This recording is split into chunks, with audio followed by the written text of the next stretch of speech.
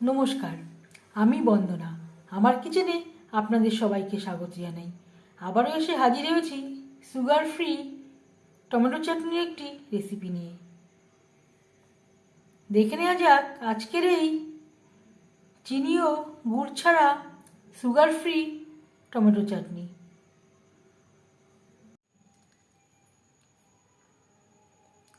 চিনি ও গুড় ছাড়া টমেটো চাটনি তৈরি করতে এখানে আমি নিয়েছি পাকা লাল দেখে টমেটো আমি পরিষ্কার করে ধুয়ে নিয়েছি। সবার প্রথমে আমি কুচি করে কেটে নিয়ে ফিরে আসছি। টমেটো আমি একেবারে কুচি করে কাটিনি, ছোটো ছোটো টুকরো করে কেটে নিয়েছি।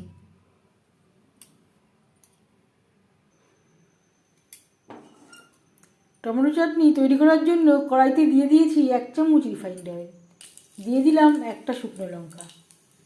এতে ঝাল হবে না, লঙ্কার একটা ফ্লেভার আসবে। আর দিয়ে দেব 5 ফোড়ন।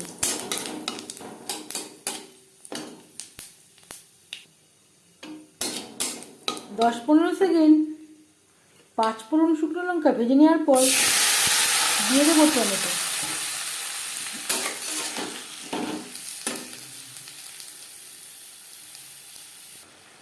দু 3 মিনিট রান্না করে নেওয়ার পর দিয়ে দিলাম স্বাদ মতো লবণ।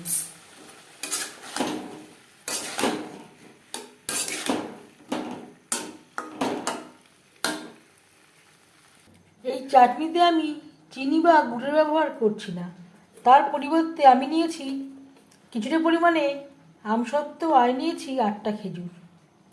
এতে চাটনি মিষ্টিও হবে, স্বাস্থ্যকরও হবে।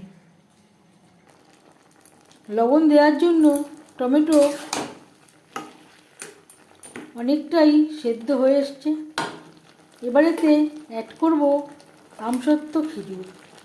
আপনারা চাইলে আমসত্ত্ব খেজুর আগে ভিজিয়ে রাখতে পারেন, আমার আগে ভেজাতে মনে ছিল না।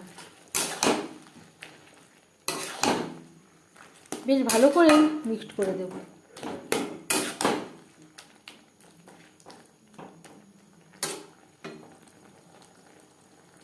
আমি আর হলুদের ব্যবহার করছি না। এখানে আমি পাকা দেখে লাল টমেটো নিয়েছি, সুন্দর একটা কালার আছে। আপনারা চাইলে সামান্য পরিমাণে হলুদের ব্যবহারও করতে পারেন।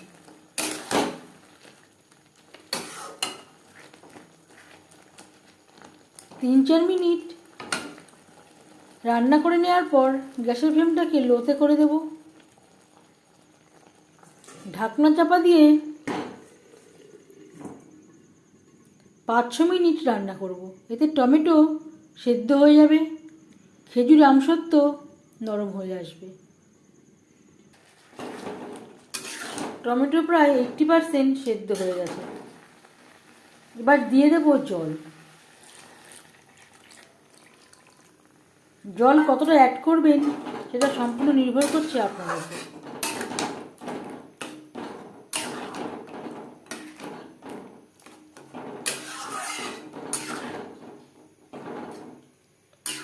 আরও 4-5 মিনিট রান্না করব।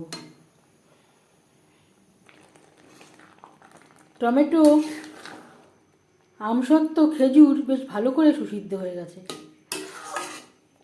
খেজুরের পরিমাণটা আপনারা কম বা বেশি করতে পারেন, যেই পরিমাণে যেমন মিষ্টি পছন্দ করেন সেই অনুযায়ী খেজুর অ্যাড করতে পারেন। এবার যাচ্ছি ফাইনাল স্টেপে। সবশেষে দিয়ে দিলাম কাজু আর কিশমিশ। কিশমিশেও একটা মিষ্টি রয়েছে। আর দিয়ে দেব ভাজা জিরের গুঁড়ো। এখানে রয়েছে জিরে আর শুকনো লঙ্কা।